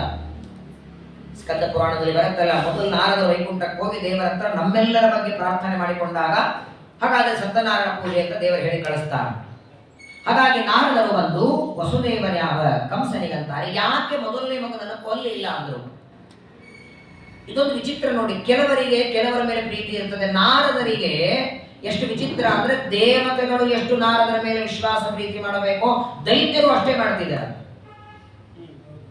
ಇಬ್ಬರು ಪ್ರೀತಿ ಸಂಪಾದನೆಗಳು ತುಂಬಾ ಕಷ್ಟ. ನಾರದರು ಹೇಳಿದ ಕ್ಷಣ ಕಂಸ ಅಂತಾನೆ, ಹಾಗಾದ್ರೆ ಏನ್ ಮಾಡ್ಲಿ ಅಂತ ಇಲ್ವಾ ಅಂದ್ರು. 8 ದಳದ ಒಂದು ಕಮಲ ಪುಷ್ಪ ತಗೊಂಡ್ರ ನಾರದರು. 8 ದಳದ ಕಮಲ ಪುಷ್ಪ ತಗೊಂಡು ಇದನ್ನ ಚೆನ್ನಾಗಿ 8 ದಳಗಳನ್ನ ಎಣಿಸು ಅಂತ, 1 2 3 4 5 6 7 8 ಅಂತ ಎಣಿಸಿದ. ಹೀಗೆ 8 ಎಣಿಸಿದಲ್ಲ, ಇನ್ನು ವ್ಯುತ್ಕ್ರಮವಾಗಿ ಎಣಿಸು ಅಂದ್ರು. ಎಲ್ಲಿಗೆ 8 ಆಯಿತು ಅದನ್ನೇ ಎಣಿಸು. 8 1 2 3 ಅಂದಾಗ ಮೊದಲಿಗೆ ಯಾವುದು 8 ಆಗಿರುತ್ತೋ 2ನೇ ಸಲ ಎಣಿಸುವಾಗ ಅದು 1 ಆಗಿರುತ್ತೆ. ಇದು ಮೊದಲನೇ ಮಗು ಅಂತ ನೀನು ಬಿಟ್ಟು ಇದೇ 8ನೇ ಮಗು ಆಗಿದ್ರೆ, ನೀ 8ನೇ ಮಗು ಹುಟ್ಟೋವರೆಗೆ ನಿರೀಕ್ಷೆ ಮಾಡೋವರೆಗೆ 8 ವರ್ಷ ಹಾಕಿಬಿಟ್ಟಿರ್ತದೆ. ಯಾವ ಮಕ್ಕಳನ್ನು ಬಿಡಬೇಡ, ಎಲ್ಲ ಮಕ್ಕಳನ್ನ ಕೊಂದು ಹಾಕುವಂತ ಕಂಸನಿಗೆ ನಾರದರು ಅಂತ ಹೇಳ್ತಾರೆ. ಸರಿ ಅಂತ ಆ ಮಕ್ಕಳನ್ನ ತರಿಸಿ ಎಡೇ ಮಕ್ಕಳ ಕಾಲನ್ನ ಹಿಡಿದು ಗರಗರ ತಿರುಗಿಸಿ ಅಪ್ಪಳಿಸಿ ಕೊಂದು ಹಾಕ್ತಿದ್ದ. ಸರಿ, ಷಡ್ಗರ್ಭರನ್ನ 6 ಜನರನ್ನ ಕೊಂದು ಹಾಕಿದ. ಇದು 3 ಒಳಗೆ ಸೇರ್ಕೋಬೇಕಲ್ಲ. ಈಗ ಮೊದಲನೇದಾಗಿ ದೇವದ ಋಷಿಗಳ ಶಾಪದಂತೆ 6 ಜನ ಕಾಲನೇಮಿಯ ದೈತ್ಯರಾಗಿ ಹುಟ್ಟಿದ್ರು, ಹಿರಣ್ಯಾಕ್ಷನ ಮಕ್ಕಳಾಗಿ. ಹಿರಣ್ಯಕಶಿಪು ಶಾಪ ಅದಕ್ಕಿಂತ ಮೊದಲು ಬ್ರಹ್ಮದೇವರು ಅವಧ್ಯ ವರ ಕೊಟ್ಟಿದ್ದಾರೆ. ಯಾವ ದೇಹದಲ್ಲಿ ಇವರು ತಪಸ್ಸು ಮಾಡಿದ್ದಾರೋ ಆ ದೇಹದಲ್ಲಿ ಬ್ರಹ್ಮದೇವರು ಅವಧ್ಯರಾಗಿ ಅಂತ ವರ ಕೊಟ್ಟಿದ್ದಾರೆ. ಬ್ರಹ್ಮದೇವರ ಅವಧ್ಯತ್ವ ವರ ಆ ಶರೀರಕ್ಕಿದ್ದಾಗ ಆ ದೇಹ ಬೀಳೋ ಹಾಗಿಲ್ಲ. ಅಕಸ್ಮಾತ್ತಾಗಿ ಆ ದೇಹ ಬಿದ್ದು ಹೋದರೆ ಬ್ರಹ್ಮದೇವರ ವರಕ್ಕೆ ಬೆಲೆ ಇರಲ್ಲ. ಹಾಗಾದರೆ ಆಗಿದ್ದಾಗ ಪರಮಾತ್ಮ ದುರ್ಗಾದೇವಿಯನ್ನು ಕರೆದು ಆಜ್ಞೆ ಮಾಡಿದ. ಏನ್ ಆಜ್ಞೆ ಅಂದ್ರೆ, ಈ 6 ಜನರನ್ನ ಒಂದು ಗುಹೆಯೊಳಗೆ ಮಲಗಿಸುವಂತ. 6 ಜನರನ್ನ ಒಂದು ಗುಹೆಯಲ್ಲಿ ದುರ್ಗಾದೇವಿ ಮಲಗಿಸ್ತಾಳೆ. ನಿದ್ದೆ ಕೊಡೋಳೆ ಅವಳು. ದುರ್ಗಾದೇವಿ ಮಲಗಿಸಿ ಒಬ್ಬೊಬ್ಬ ವ್ಯಕ್ತಿಯ ದೇಹದಿಂದ ಜೀವನನ್ನ ಹೊರಗೆ ತೆಗೆದು ದೇವಕಿಯ ಗರ್ಭದಲ್ಲಿ ಇಡಬೇಕು. 9 ತಿಂಗಳ ದೇವಕಿಯ ಗರ್ಭದಲ್ಲಿ ಅದು ಬೆಳಿಬೇಕು, ಹುಟ್ಟಬೇಕು. ಅಲ್ಲೇನು ಹಿರಣ್ಯಾಕ್ಷ ಕಾಲನೇಮಿಯಾಗಿದ್ದ, ಅವನೇ ಇಲ್ಲಿ ಕಂಸ. ಯಾಕೆ ಅಂದ್ರೆ ಹಿರಣ್ಯಕಶಿಪು ಶಾಪ ಕೊಟ್ಟಿದ್ದಾನೆ, ನಿಮ್ಮ ತಂದೆಯಿಂದಲೇ ಮರಣ ಬರಲಿ, ತಂದೆಯಿಂದಲೇ ಇವೆಲ್ಲ ಮಕ್ಕಳ ಸಾಯಬೇಕಾದ್ದರಿಂದ ಆ ಶರೀರದಿಂದ ಜೀವನನ್ನ ಹೊರಗೆ ತೆಗೆದು ದೇವಕಿಯ ಗರ್ಭದಲ್ಲಿ ಇಡೋದು. 9 ತಿಂಗಳಾದ ಮೇಲೆ ಕಂಸ ಕೊಲ್ಲಬೇಕು. ಮತ್ತೆ ಆ ಜೀವನನ್ನ ಒಯ್ದು ಯಾವ ದೇಹವನ್ನ ಮಲಗಿಸಿರ್ತಾಳೆ ಅಲ್ಲಿ ಒಯ್ದು ಸೇರಿಸಬೇಕು. ಯಾಕಂದ್ರೆ ಆ 6 ದೇಹಗಳಿಗೆ ಬ್ರಹ್ಮದೇವರು ಅವಧ್ಯತ್ವ ವರ ಕೊಟ್ಟಿದ್ದಾರೆ, ಅದು ನಾಶ ಆಗುವ ಹಾಗಿಲ್ಲ. ಹಾಗಾಗಿ ಪ್ರತಿ ವರ್ಷಕ್ಕೆ ಒಂದೊಂದು ದೇಹದಿಂದ ಮಗು ತೆಗಿಬೇಕು, ದೇವಕಿಯ ಗರ್ಭದಲ್ಲಿಡಬೇಕು. 9 ತಿಂಗಳಾದ ಮೇಲೆ ಕಂಸ ಕೊಂದ ಮೇಲೆ ಮತ್ತು ಸೇರಿಸಬೇಕು. ಒಬ್ಬ ವ್ಯಕ್ತಿ ದೇಹ ಬಿಟ್ಟರೆ 3 ತಾಸಿಗೆ ಹೆಣ ವಾಸನೆ ಬರ್ತದೆ. ಇಲ್ಲಿ 11 ವರ್ಷದವರೆಗೆ ಏನಾಗ್ತಿರ್ಲಿಲ್ವಾ? ಇದೇ ಭಗವಂತನ ಇಚ್ಛಾ, ದುರ್ಗಾದೇವಿಯಿಂದ ಮಾಡಿಸಿ ಮತ್ತೆ ಅಲ್ಲಿ ಬರಬೇಕು. ಒಬ್ಬೊಬ್ಬ ಜೀವನನ ತಂದು ಮತ್ತೆ ಆ ಶರೀರದಲ್ಲಿ ಸೇರಿಸಬೇಕು. ಹೀಗೆ ಬ್ರಹ್ಮದೇವರ ವರನು ಸತ್ಯ ಆಯಿತು, ಹಿರಣ್ಯಕಶಿಪುವಿನ ಶಾಪ, ದೇವರ ಋಷಿಗಳ ಶಾಪ, ಇದು 3 ಸತ್ಯ ಮಾಡೋದಕ್ಕಾಗಿ ನಾರದರು ಬಂದು ಹೇಳ್ತಾರೆ, ಒಟ್ಟಾರೆ 6 ಜನ ಮಕ್ಕಳನ್ನ ವರ್ಷಕ್ಕೆ 1ರಂತೆ ವಸುದೇವ ತಂದು ಕೊಡ್ತಾನೆ. ಕಂಸ ಸಂಹಾರ ಮಾಡ್ತಾರೆ. ಆರಾದ ಮೇಲೆ 7ನೇದು ಸಾಕ್ಷಾತ್ ಪರಮಾತ್ಮ ಅಣ್ಣ ತಮ್ಮ ಹಾಸಿಗೆ ಶೇಷದೇವರನ್ನ ಹೇಳ್ತಾ ಆಜ್ಞೆ ಮಾಡ್ತಾನೆ. ಯಾವಾಗಲೂ ಒಬ್ಬ ದೊಡ್ಡ ವ್ಯಕ್ತಿಗಳು ಬರಬೇಕಾದ್ರೆ ಅವರ ಆಸನ ಮೊದಲು ಬರುತ್ತಲ್ಲ, ಇದು ದೇವರ ಹಾಸಿಗೆ. ಶೇಷ ಶಯನನೆ ಬಾ ದೋಷ ದೂರನೆ. ಪ್ರಪಂಚದೊಳಗೆ ನಾವು ಮಲಗೋ ಬೆಡ್ರೂಮಲ್ಲಿ ಹೋಗಿದೆ ಸುಳ್ಳು ಹೇಳಿದ್ರು ಒಳಗೆ ಹೋಗಲ್ಲ. 3 ದಿನ ನಾವು ಸುಳ್ಳು ಹೇಳಿದರು, ಆದರೆ ಇವ ಅದನ್ನೇ ಹಾಸಿಗೆ ಮಾಡಿಕೊಂಡಿದ್ದಾನೆ. ಅದಕ್ಕಾಗಿ ಅವನನ್ನ ಶೇಷ ಶಯನ ಅಂತಾರೆ. ಆ ಶೇಷದೇವರ ಆಜ್ಞೆ ಮಾಡ್ತಾನೆ, ನೀನು ಗರ್ಭಕ್ಕೆ ಹೋಗುವಂತ. ಶೇಷದೇವರ 6 ಗರ್ಭಗಳ ಕಂಸ ಕೊಂದ ಮೇಲೆ 7ನೇ ಗರ್ಭ ಶೇಷದೇವರು ಪ್ರವೇಶ ಮಾಡ್ತಾರೆ. 3 ತಿಂಗಳು ಮಾತ್ರ ಇರ್ತಾರೆ. ಮತ್ತೆ ದುರ್ಗಾದೇವಿ ಆಜ್ಞೆಯನ್ನ ಮಾಡಿ ಆ ಗರ್ಭವನ್ನ ರೋಹಿಣಿಯ ಗರ್ಭಕ್ಕೆ ಸಾಗಿಸುವಂತೆ 3 ತಿಂಗಳು ದೇವಕಿಯ ಗರ್ಭ, 6 ತಿಂಗಳು ರೋಹಿಣಿಯ ಗರ್ಭ, ಹೀಗೆ 2 ಗರ್ಭಗಳ ಸಂಕರ್ಷಣ. ಶೇಷನಲ್ಲಿ ಸಂಕರ್ಷಣ ರೂಪಿಯಾದ ಪರಮಾತ್ಮ ಅವರು. ಹಾಗಾದರೆ ಬಲರಾಮಕೃಷ್ಣರಲ್ಲಿ 3 ತಿಂಗಳು. ಪ್ರಪಂಚದಲ್ಲಿ ಅಣ್ಣ ತಮ್ಮಂದರಲ್ಲಿ 3 ತಿಂಗಳು. ಈಗ ಅವಳಿ ಜವಳಿ ಇದ್ರೆ 1 ಕ್ಷಣ ಇರುತ್ತೆ, ಇಲ್ಲ ಅಂದ್ರೆ 2 ವರ್ಷ ಇರುತ್ತೆ. ಹಾಗಾಗೇನೆ ನಾಳೆ ಬರುವ ಗೋಕುಲಾಷ್ಟಮಿ ಮಣ್ಣಿನಿಂದ ಕೃಷ್ಣ ಬಲರಾಮ ಇಬ್ಬರ ಪ್ರತಿಮೆ ಒಂದೇ ಸಲ ತೊಟ್ಲಿಗೆ ಹಾಕ್ತೀವಿ. ಅವರಿಬ್ಬರ ನಾಮಕರಣ ಒಂದೇ ಸಲ ಆಗಿತ್ತು. ಅಕಸ್ಮಾತ್ತಾಗಿ ಅಣ್ಣ ತಮ್ಮಂದಲ್ಲಿ 2 ವರ್ಷ ಗ್ಯಾಪ್ ಇದ್ರೆ ಹಾಗೆ ಮಾಡ್ತಾರ? ಅಣ್ಣನ ನಾಮಕರಣ ಮೊದಲು ತಮ್ಮನ್ನ ಆಮೇಲೆ ಮಾಡ್ತಾರೆ. ಇಬ್ಬರದು 3 ತಿಂಗಳು. ಯಾಕಂದ್ರೆ 3 ತಿಂಗಳು ದೇವಕಿಯ ಗರ್ಭದಲ್ಲಿ ಇದ್ದ ಶೇಷದೇವರನ್ನ ಆ ಗರ್ಭವನ್ನ ಎತ್ತಿ ರೋಹಿಣಿಯ ಗರ್ಭಕ್ಕೆ ಯಾವಾಗ ದುರ್ಗಾದೇವಿ ಅದನ್ನ ಸಾಗಿಸ್ತಾಳೆ, ಪರಮಾತ್ಮ ದೇವಕಿಯ ಗರ್ಭಕ್ಕೆ ಪ್ರವೇಶ ಮಾಡ್ತಾನೆ. ಹೀಗೆ 9 ತಿಂಗಳು, 10 ತಿಂಗಳಿದ್ದಾರೆ ಇಬ್ರು. ಮತ್ತೆ ದೇವಕಿಯ ಗರ್ಭದಲ್ಲಿ ಕೃಷ್ಣ, ರೋಹಿಣಿಯ ಗರ್ಭದಲ್ಲಿ ಬಲರಾಮದೇವರು 10 ತಿಂಗಳು. ಈ ಗರ್ಭವನ್ನ ಅಲ್ಲಿ ಸಾಗಿಸಿದ ಮೇಲೆ ಪರಮಾತ್ಮ ದೇವಕಿಯ ಗರ್ಭದಲ್ಲಿ ಪ್ರವೇಶ ಮಾಡ್ತಾನೆ. ಗರ್ಭದಲ್ಲಿ 10 ತಿಂಗಳಿರ್ತಾನೆ. ಅಲ್ಲಿಗೆ ದೇವತೆಗಳೆಲ್ಲ ಬಂದು ಪರಮಾತ್ಮನಿಗೆ ಪ್ರಾರ್ಥನೆ ಮಾಡ್ತಾರೆ. ಅದು ಗರ್ಭಸ್ತುತಿ ಅಂತ ಕರೆಸಿಕೊಳ್ಳುತ್ತದೆ. ದಶಮ ಸ್ಕಂದದಲ್ಲಿ ಬರೋ ಬಹಳ ದೊಡ್ಡದು ಗರ್ಭದಲ್ಲಿ ಇರುವ ಪರಮಾತ್ಮನ ಪ್ರಾರ್ಥನೆ. ಆ ಗರ್ಭಸ್ತುತಿಯಾದ ಮೇಲೆ ಪರಮಾತ್ಮ ದೇವಕಿಯ ಗರ್ಭದಿಂದ ಅವತಾರ ಮಾಡಿ ಬರ್ತಾನೆ. ಅನಾಯಾಸವಾಗಿ ಶ್ರಾವಣ ಮಾಸದ ಅಷ್ಟಮಿ ಬರೋದಿದೆ. ನಮ್ಮೆಲ್ಲರ ಸೌಭಾಗ್ಯ ಒಂದು ಸಂವತ್ಸರ ಜ್ಞಾನ ಸತ್ರ. ಆ ಸಂವತ್ಸರದಲ್ಲಿ ಅನಾಯಾಸವಾಗಿ ಶ್ರಾವಣ ಮಾಸದಲ್ಲಿ ದಶಮಸ್ಕಂದ ಪ್ರವಚನ, ಅದು ಕೂಡ ನಾಳೆ ಬರುವ ಕೃಷ್ಣಾಷ್ಟಮಿಯಲ್ಲಿ ಕೃಷ್ಣನ ಅವತಾರದ ಹಿನ್ನೆಲೆಯವರೆಗೆ ಶ್ರವಣ ಮಾಡಿ ಮತ್ತೆ 14ನೇ ತಾರೀಕು 10, 11, 12 ರಾಯರ ಆರಾಧನೆ, 13 ಒಂದು ಬಿಟ್ಟು 14ನೇ ತಾರೀಕಿನಿಂದ ಮತ್ತೆ ಭಾಗವತ ಪ್ರವಚನ ಮುಂದುವರಿಯುತ್ತದೆ. ಆಗ ಗರ್ಭಸ್ತುತಿ, ಅದಾದ ಮೇಲೆ ಶ್ರೀಕೃಷ್ಣ ಪರಮಾತ್ಮನ ಅವತಾರವಾಗುತ್ತೆ. ದಶಮಸ್ಕಂದದ ಅನೇಕ ವಿಚಾರಗಳು ಉತ್ತಮವಾಗಿ ಶ್ರೀಮದ್ ಆಚಾರ್ಯರ ನಿರ್ಣಯದ ಜೊತೆಗೆ ಅದನ್ನ ಮುಂದಿನ ಪ್ರವಚನದಲ್ಲಿ ಶ್ರವಣವನ್ನು ಮಾಡೋಣ. ಈ ಪ್ರವಚನದಲ್ಲಿ 9ನೇ ಸ್ಕಂದ ಮತ್ತು 10ನೇ ಸ್ಕಂದದ ಕೆಲವು ಭಾಗವನ್ನ ಪರಮಾತ್ಮನ ಪಾದಗಳಲ್ಲಿ ಸಮರ್ಪಣೆಯನ್ನು ಮಾಡಿ 10, 11, 12 ಇನ್ನು 3 ಸ್ಕಂದಗಳನ್ನು ಮುಗಿಸಿ ಸಂಪೂರ್ಣವಾದ 12 ಸ್ಕಂದಗಳನ್ನ ಎಲ್ಲ ಪುರಾಣಗಳ ತವರು ಮನೆಯಾದ ಎಲ್ಲ ದೇವತೆಗಳ ತಪೋಭೂಮಿಯಾದಂತಹ ನೈಮಿಷಾರಣ್ಯದಲ್ಲಿ ಸಮಸ್ತ ಗುರುಗಳಿಗೆ ದೇವತೆಗಳಿಗೆ ಒಡೆಯನಾದ ಭಗವಂತನ ಪಾದಗಳಲ್ಲಿ ನಾವೆಲ್ಲರೂ ಹೋಗಿ ಅಲ್ಲಿ ಸಮರ್ಪಣೆಯನ್ನು ಮಾಡೋಣ. ಅದಕ್ಕೂ ಮೊದಲು 3 ಸ್ಕಂದಗಳ ಪ್ರವಚನ ಇಲ್ಲಿ ಮುಗಿಸಿ ಅನಂತರ ಎಲ್ಲರೂ ಮಂಗಲವನ್ನ ನೈಮಿಷಾರಣ್ಯದಲ್ಲಿ ಮಾಡೋಣ. ಶ್ರೀಕೃಷ್ಣ ಪರಮಾತ್ಮನ ಅವತಾರ, ಆ ಭಗವಂತನ ಅವತಾರಕ್ಕಾಗಿ ದೇವತೆಗಳು ಮಾಡಿದ ಸಿದ್ಧತೆ ಏನೇನು ನಡೀತು ಆಗೆಲ್ಲ ಶ್ರಾವಣ ಮಾಸದ ಅಷ್ಟಮಿ, ಅದನ್ನೆಲ್ಲ ಮುಂದಿನ ಪ್ರವಚನದಲ್ಲಿ ಮತ್ತೆ ಶ್ರವಣ ಮಾಡೋಣ. ಈ ವಾರದ ಈ ಪ್ರವಚನವನ್ನ ಪರಮಾತ್ಮನ ಪಾದಗಳಲ್ಲಿ ಸಮರ್ಪಣೆಯನ್ನು ಮಾಡ್ತಾ ಅಸ್ಮದ್ ಗುರುವಂತರ್ಗತ ಪರಮ ಗುರುವಂತರ್ಗತ ಭಾರತೀಯ ಮುಖ್ಯ ಪ್ರಾಣಾಂತರ್ಗತ ಭಾಗವತ ಪ್ರತಿಪಾದ್ಯ ಅಂಬ್ರಣಿತಿ ವೇದವ್ಯಾಸಾಭಿನ್ನ ಗೋಪಾಲಕೃಷ್ಣ ಪ್ರಿಯತಾಂ ಪ್ರೀತೋ ಭವತು ಮಧ್ವಾಂತರ್ಗತ ಶ್ರೀಕೃಷ್ಣಾರ್ಪಣಮಸ್ತು. ಹರೇ ನಮೋ ಹರೇ ನಮೋ ಹರೇ